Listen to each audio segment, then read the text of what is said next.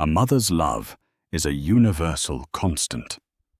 But when a galactic coalition ordered Abigail Cross to hand over her 7-year-old son, they didn't just break a mother's heart. They awoke something buried deep beneath the ice. Something ancient. Something that decided humanity was worth burning the stars for. The settlement of New Providence was not a place where history was made. It was a brutal, wind-scoured mining colony, owned in majority by the Earth-Sirius Coalition and operated by a shell company of General Dynamics. The air smelled perpetually of sulfur and recycled copper. For Abigail Cross, a 32-year-old hydro-engineer, it was simply home. It was the place where she could raise her son, Toby, away from the overcrowded, hyper-surveilled megacities of Earth. Toby was 7. He had his father's unruly blonde hair and a quiet, intense curiosity that led him to explore the deep, abandoned ice tunnels of the colony. He was everything to Abigail. Her husband, David, had died in a pressure valve blowout 3 years prior. Since then, Abigail's entire universe had a radius that extended only as far as Toby. That universe was shattered on a mundane Tuesday evening. Abigail was at the kitchen island, wiping down the synthetic counters while the automated stove simmered a cheap protein stew. Toby was on the floor, sketching a picture of a strange, multi-eyed machine he claimed he'd seen in his dreams. When the knock came, it wasn't the polite rap of a neighbor.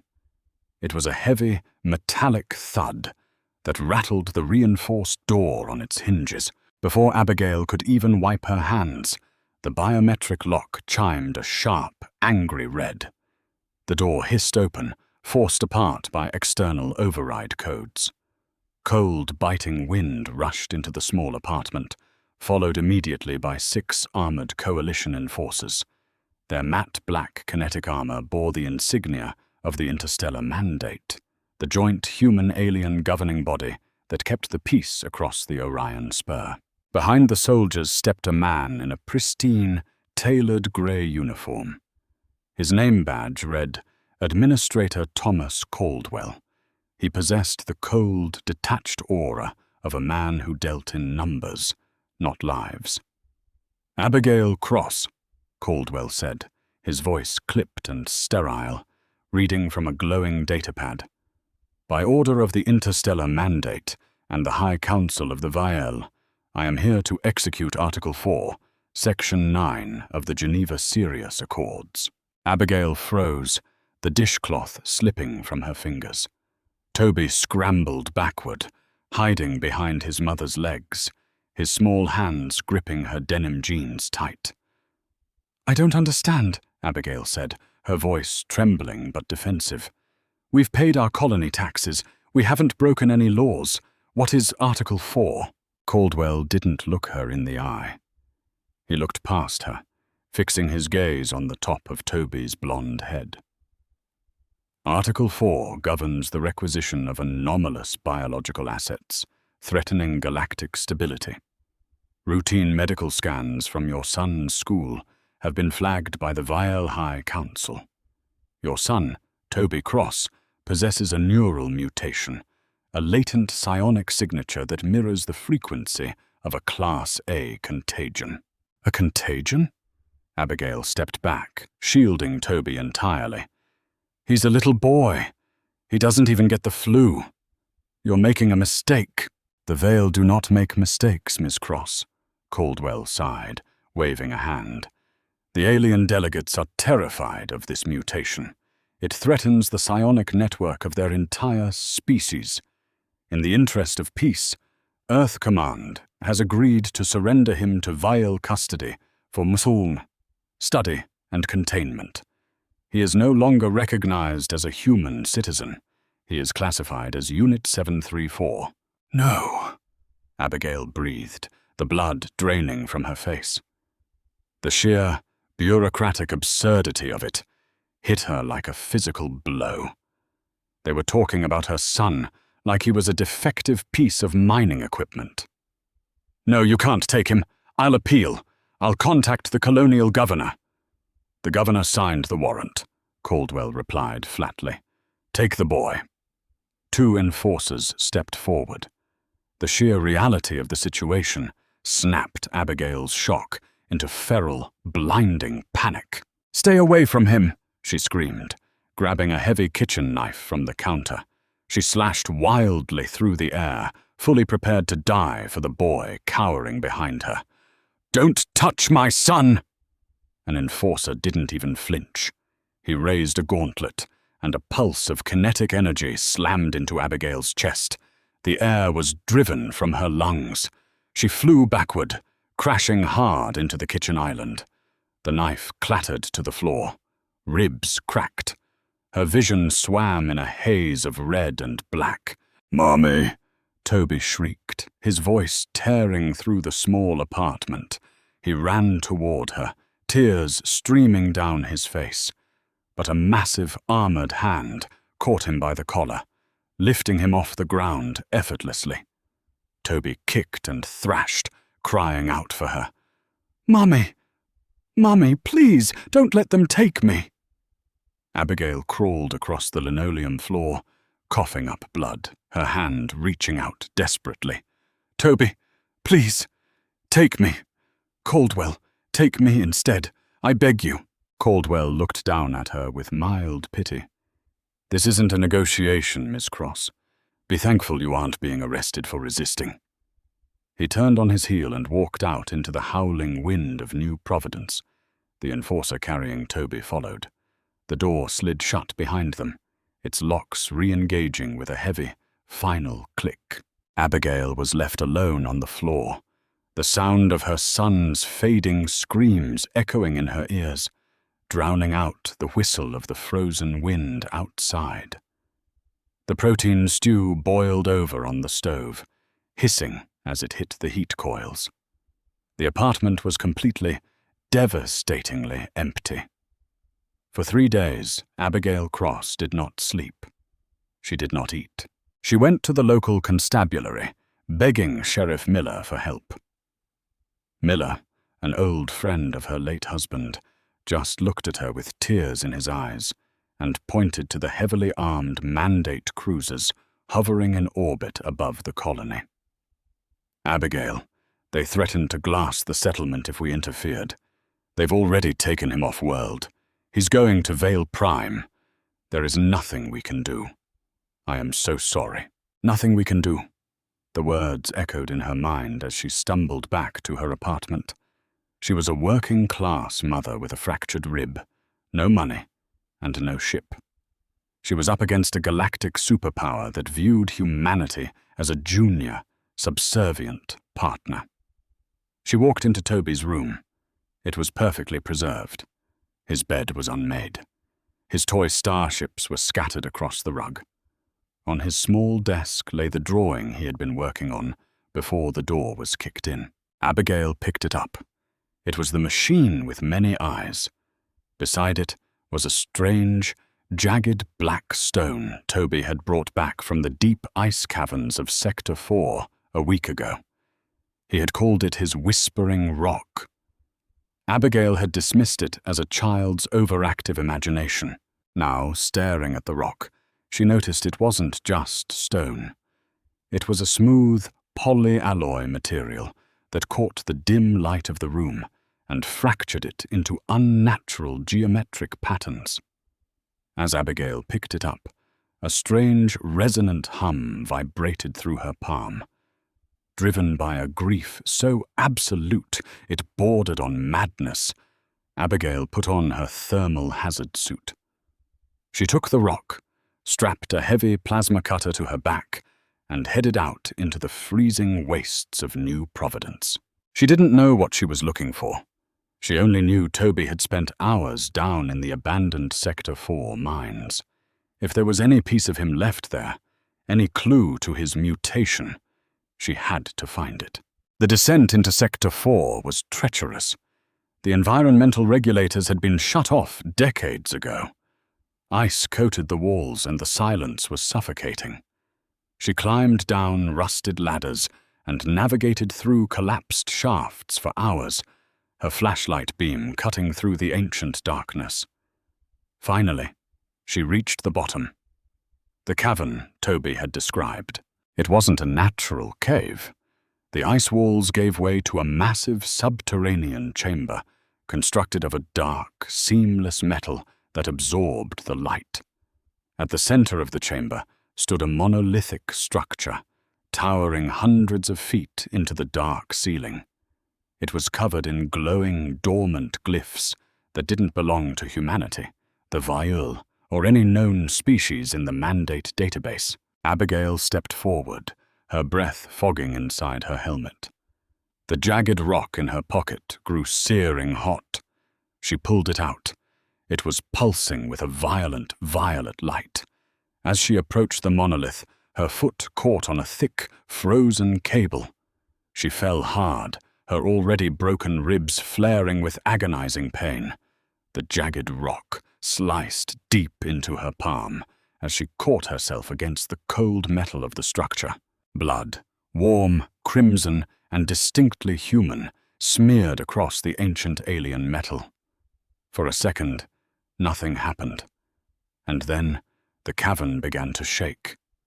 The blood did not freeze.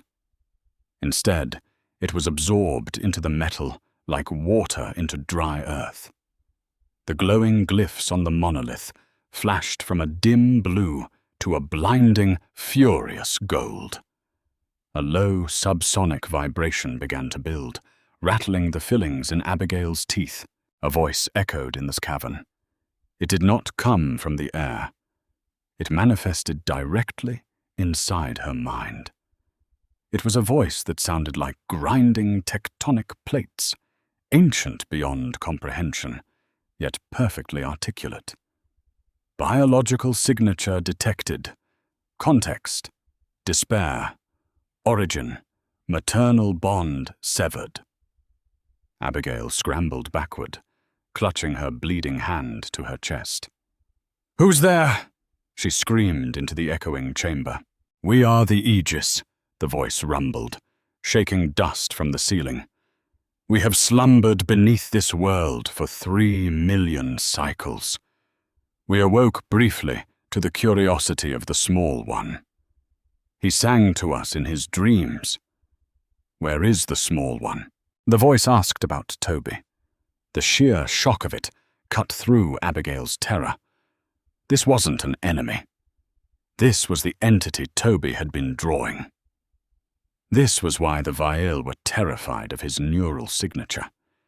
He had accidentally established a psychic link with a species older than the stars themselves. "They took him," Abigail choked out, falling to her knees, the dam finally breaking. Sobs tore through her chest. "The Viol, the Mandate, they took my son. They said he was a threat. Please, I can't reach him. I don't know how to save him."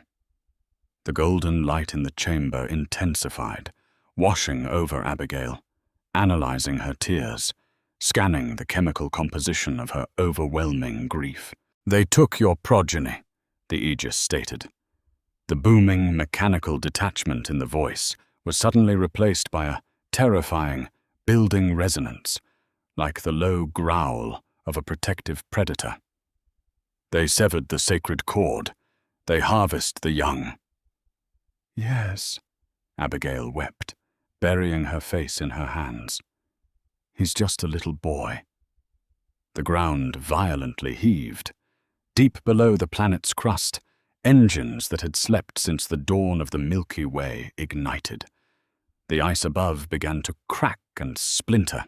In our prime, we fought wars to preserve the spark of creation. We decreed that all life must be allowed to flourish. The harvesting of the innocent is the ultimate violation of the ancient law. A section of the monolith detached and floated downward, rearranging itself into a glowing, metallic platform before Abigail. "Do not weep, Mother of the Small One!" the Aegis roared, the sound filled with righteous, apocalyptic fury. "Step forward. We shall lend you our fire. We shall teach this arrogant galaxy what it means to wake the elders." Abigail looked at the glowing platform. She thought of Administrator Caldwell's cold eyes. She thought of Toby's terrified screams. Her tears stopped. The grief crystallized, hardening into something cold, sharp, and unbreakable. She stepped onto the platform. Above ground, the citizens of New Providence screamed in terror as the earth tore open. A localized earthquake shattered the mining rigs. From the massive fissure, a shadow rose, eclipsing the colony's artificial lights. It was a dreadnought the size of a continent, a sprawling metropolis of jagged black armor and golden energy veins.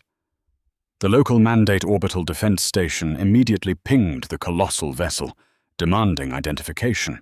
The Aegis did not reply with a transmission. It replied by instantly vaporizing the orbital station with a single, silent lance of golden light. On the bridge of the ancient Leviathan, Abigail Cross stood in the center of a sprawling neural link matrix. The golden light of the ship connected directly to her consciousness.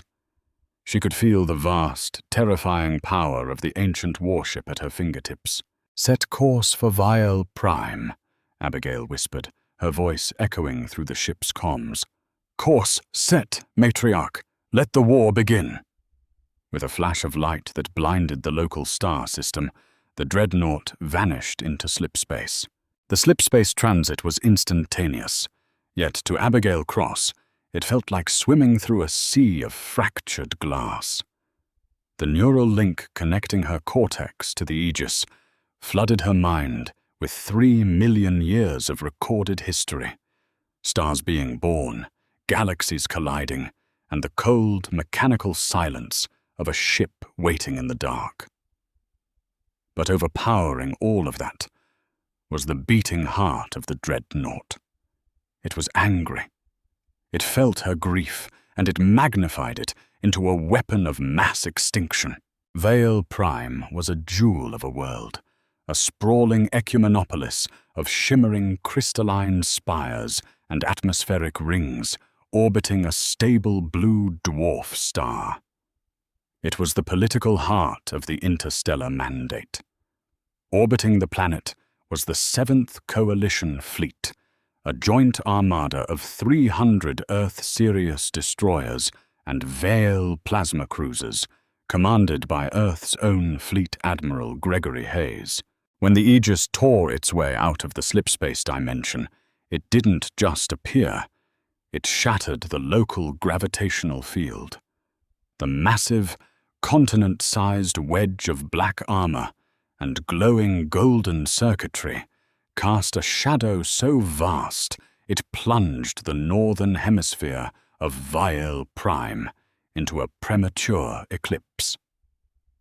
Aboard the Coalition flagship, the Resolute, alarm klaxons wailed with deafening intensity. "Report!" Admiral Hayes barked, gripping the holotable as the entire ship shuddered. "Massive gravitational anomaly, sir," his sensor officer yelled, hands flying over the glass displays. "It's a single vessel, but the mass readings are impossible. It's dwarfing the orbital defense grid. Sir, I'm reading a human biological signature at its core. On the surface of the planet, within the heavily fortified walls of the Vial High Council Citadel, Administrator Thomas Caldwell was overseeing the transfer of Unit 734. Little Toby Cross was strapped into a sterile white medical chair, crying softly as Vial technicians attached silver neural tethers to his temples. Caldwell's datapad chirped wildly. He stepped away from the boy, annoyed by the interruption, and answered the encrypted channel. Admiral Hayes's face appeared, pale and slick with sweat. "Caldwell," Hayes said, his voice completely devoid of protocol. "What did you wake up on New Providence?" "Excuse me, Admiral. I simply processed the requisition of the anomalous child." What is going on up there? Look out a goddamn window, Thomas. Caldwell walked to the reinforced glass of the Citadel's viewing deck. His breath hitched in his throat.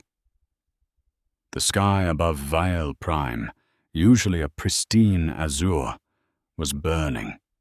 A jagged expanse of impossible machinery hovered in the upper atmosphere, bleeding golden energy that warped the clouds. Up in the neural matrix of the Aegis, Abigail stood with her eyes closed, blood trickling from her left nostril.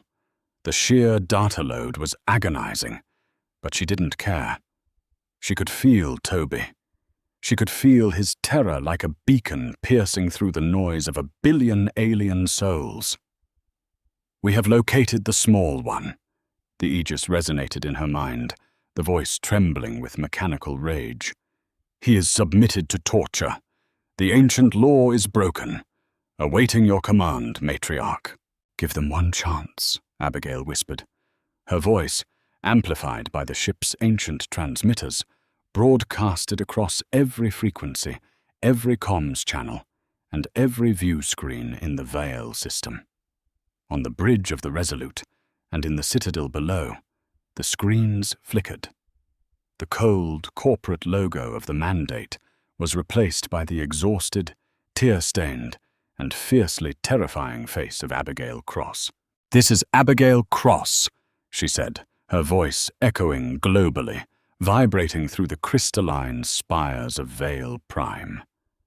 "Administrator Caldwell, you took my son from my kitchen. You have exactly 60 seconds to bring him up to this ship, unharmed. If you do not, I will reduce this fleet to scrap, and I will tear your citadel out of the ground." In the Citadel, Caldwell stared at the screen, paralyzed. The Vial High Counselor, a tall, grey-skinned being wrapped in silken robes, turned to Caldwell in horror. "You told us this human was a mere laborer," the counselor hissed. "What technology is this? It predates the progenitors." "She is a laborer," Caldwell stammered, panic finally cracking his sterile facade. "It's a bluff. It has to be. A human mind, command, can't pilot a ship of that magnitude without burning out." He tapped his comms. "Admiral Hayes, engage the hostile vessel. It's a hijacked rogue ship. Destroy it." "Are you insane, Caldwell? You want us to fire on that thing?" "That is a direct order from the Mandate, Admiral. Fire!" Hayes swallowed hard. "All ships, lock targeting lasers. Fire at will." 300 warships unleashed hell. A blinding storm of plasma torpedoes, railgun slugs, and antimatter beams crossed the void, striking the black hull of the Aegis. The visual feed whited out from the sheer kinetic force of the impact. For a moment, Caldwell felt a surge of relief. Nothing could survive the combined firepower of the 7th Fleet. When the smoke cleared, the Aegis remained untouched. The golden glyphs on its hull pulsed steadily. A hexagonal energy shield, barely visible, had absorbed the barrage and converted it into raw power. "They have chosen death," the Aegis declared within Abigail's mind. "Disable them," Abigail ordered coldly. "But spare the human crews if you can. They are just following orders. The Vial ships, strip their engines." The dreadnought didn't use lasers or projectiles. It weaponized gravity. A pulse of golden light expanded from the Aegis like a ripple in a pond. When it washed over the Coalition fleet, physics simply stopped working. The Vial plasma cruisers were crushed instantly, imploding like tin cans stepped on by an invisible giant. The human destroyers were violently paralyzed, their power cores drained to zero in a microsecond, leaving them drifting helplessly in the dark. It took exactly 12 seconds to neutralize the most powerful armada in the Orion Spur. "Fleet neutralized," Abigail broadcasted, wiping the blood from her lip. I'm coming down. The descent of the Aegis was a cataclysm. As the continent-sized ship breached the lower atmosphere, Category 5 hurricane winds stripped the glass from Vale Prime's skyscrapers. Millions of citizens fled into subterranean bunkers. The ship hovered directly over the citadel, casting it in absolute crushing darkness. A single beam of golden light shot down from the underbelly of the dreadnought, striking the plaza right in front of the citadel's reinforced Durasteel doors. Abigail Cross stepped out of the light. She wasn't wearing her hazardous environment suit anymore. The Aegis had woven a protective exoskeleton around her, a fluid black metallic armor that pulsed with the same golden energy as the ship. She looked like an ancient goddess of war, born from the ice of New Providence and forged in maternal fury. A battalion of elite Vile shock troopers was waiting for her in the plaza, armed with heavy plasma rifles. "Stand down," their commander ordered, his translator barking in English. "By the authority of the High Council, you will surrender." Abigail didn't even break her stride. She just looked at them. The Aegis, acting through her neural link, manipulated the localized gravity around the troops. With a sickening crunch, the weapons in their hands became 1,000 times heavier. The soldiers screamed as they were driven to the ground, pinned by the unnatural weight of their own armor. Abigail walked right past them. She approached the massive Durasteel doors of the citadel. She simply placed her armored palm against the metal. The golden energy surged from her hand, superheating the steel until it glowed white, then liquefied. The doors blew inward, a molten wave of slag washing over the pristine marble floors of the foyer. She walked through the corridors of power, an unstoppable force of nature. Alarms blared. Vile politicians and bureaucrats scrambled out of her way in sheer terror. She could hear Toby's psychic frequency. He was in the lower containment levels. She reached the medical wing, blowing the security doors off their hinges with a thought. Inside the sterile, blindingly white room, Administrator Thomas Caldwell stood with his hands raised, trembling violently. Behind him, the vile High Counselor cowered in a corner. In the center of the room, strapped to the chair, was Toby. "Mummy?" Toby whimpered, his eyes wide, exhausted and confused.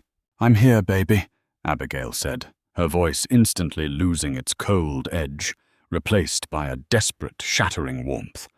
The black armor retracted from her face, revealing her human, tear-streaked skin. She rushed forward, ripping the vile neural tethers from Toby's temples. She didn't bother unbuckling the complex restraint system. She simply tore the metal straps apart with her bare, augmented hands. She pulled Toby into her arms, burying her face in his messy blonde hair, inhaling the scent of him.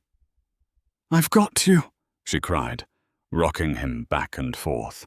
"I told you I'd always come for you. I've got you." They were looking in my head, Mummy," Toby cried, clinging to her neck. "They wanted to take the singing away." Abigail stood up, holding Toby against her hip. She turned to look at Caldwell and the High Counselor. The temperature in the room dropped 30 degrees. "Explain," Abigail demanded, her voice echoing with the dual resonance of her own rage and the Aegis's judgment. "It wasn't a contagion," Caldwell blurted out, tears of cowardice spilling down his face. "The Vale, their species is suffering from a genetic decay in their psionic network. They are dying out. They discovered your son's mutation. His neural pathways are incredibly dense. They wanted to map his brain. They wanted to harvest him," Abigail said, the realization settling like ice in her veins. "They were going to dissect my son to cure their own rot, and you, a human, sold him to them for political favor." "The Accords," Caldwell pleaded. "It was for the stability of the mandate. for the greater good." "There is no greater good that requires the blood of a child," the Aegis roared through Abigail, the sound shattering the glass monitors in the room. Abigail pointed a single finger at the Vale Counselor. "You will cancel the Earth-Sirius Accords. Humanity is no longer your junior partner. We are no longer your labor force. You will pull every mandate ship out of our systems, and you will never, ever approach a human colony again." "And if we refuse?" the counselor choked out, trying to maintain some shred of dignity.